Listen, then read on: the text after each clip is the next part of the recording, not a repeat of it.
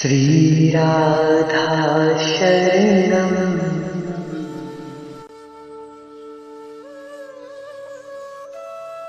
श्रुति शास्त्र संतवाणी मात्र सप्रयोजन है। यह प्रयोजन सृष्टि में संसार में है और सप्राण मानव के लिए, शरीरधारी के लिए है। इस स्तर पर सृष्टि, शरीर, संसार इस सबको सत्य मानकर ही साधक को चलना पड़ता है। अन्यथा प्रयोजन पूर्ति के पश्चात तो जैसे शरीर तथा संसार का बाध होता है, शास्त्र का भी बाध हो जाता है। इस शरीर एवं संसार को सत्य मानकर ही हम अनंत काल से व्यवहार कर रहे हैं।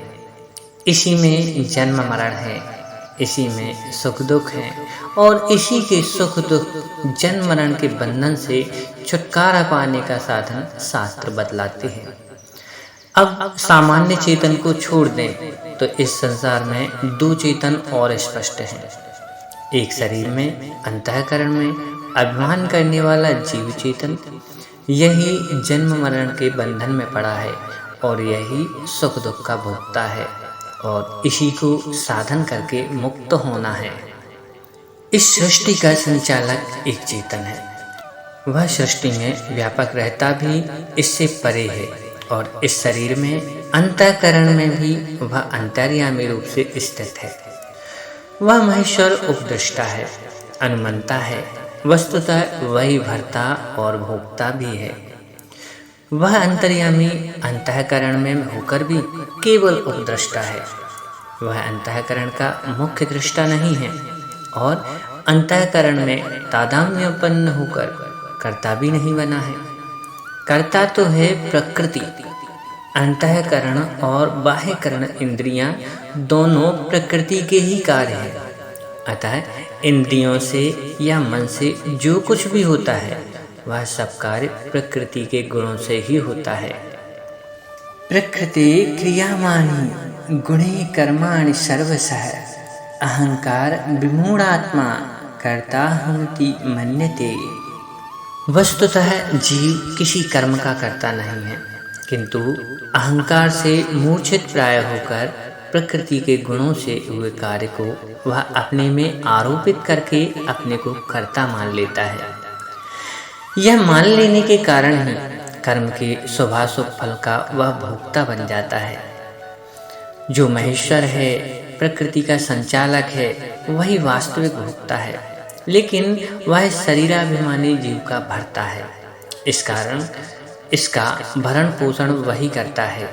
अतः जब अज्ञानी जीव अपने को कर्ता मान लेता है तब वह इसकी मान्यता का अनुमोदन कर देता है।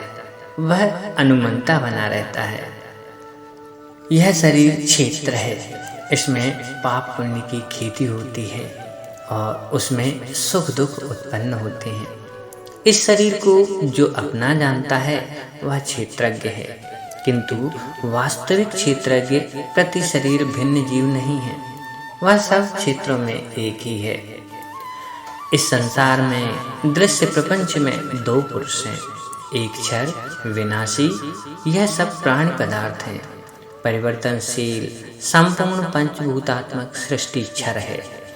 इस कूट झूठ प्रतीयमान में जो अविनाशी नित्य अक्षर स्थित है वह जीव है। वह एक एक अंतःकरण को अपना माने बैठा है। इन दोनों क्षर अक्षर से जो उत्तम है वह अन्य है, इनसे परे है, उसे परमात्मा कहा जाता है। वह तीनों लोक में प्रविष्ट होकर इनका धारण करता हुआ भी अव्यय है, निर्विकार है। यह अव्यय परमात्मा अंतर्यामी पुरुष है।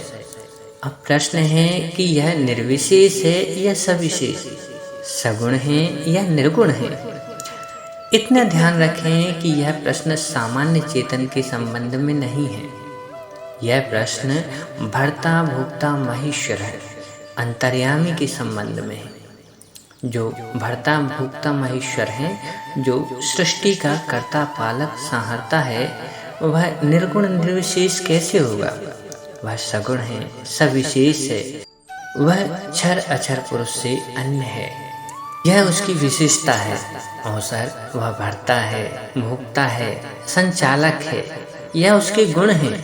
सृष्टि है तो उसका संचालक, पालक सगुण ईश्वर भी है।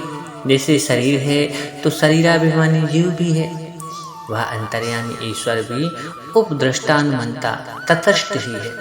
अंतरात्मा की प्रेरणा आपको होती भी हो तो वह वासनावान मन की शैतान की प्रेरणा है, अथवा सचमुच अंतर्यामी की प्रेरणा है, वह निर्णय कर लेना बहुत ही कठिन है।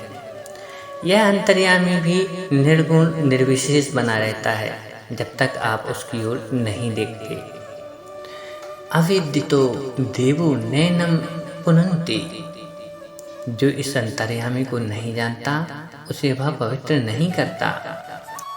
यह व्यापक एक अविनाशी सच्चिदानंद घन सामान्य चेतन ब्रह्म है।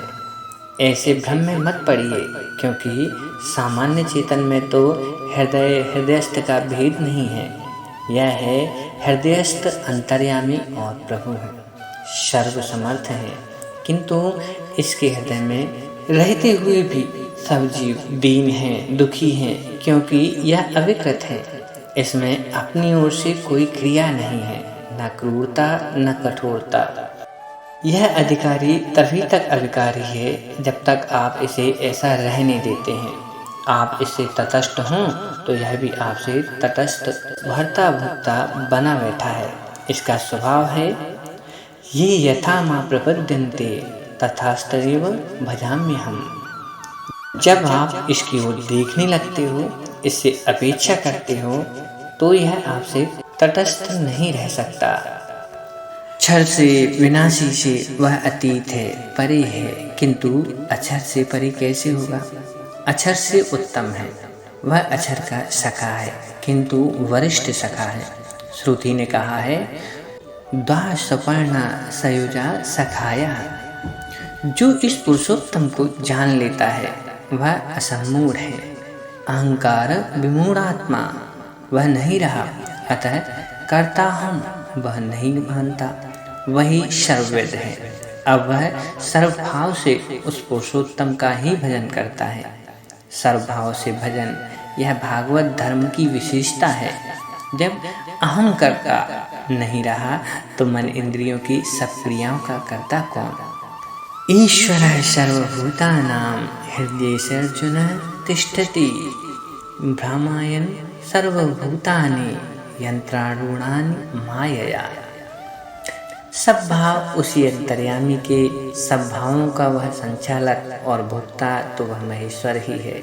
अतः जो कुछ इंद्रियों से, मन बुद्धि से करते हो, जो भोगते हो, जो यज्ञ करते हो, जो स्वतः त्याग करते हो, जो जानबूझकर कष्ट सहते हो, सब उसी सर्व संचालक पुरुषोत्तम को समर्पित कर दो।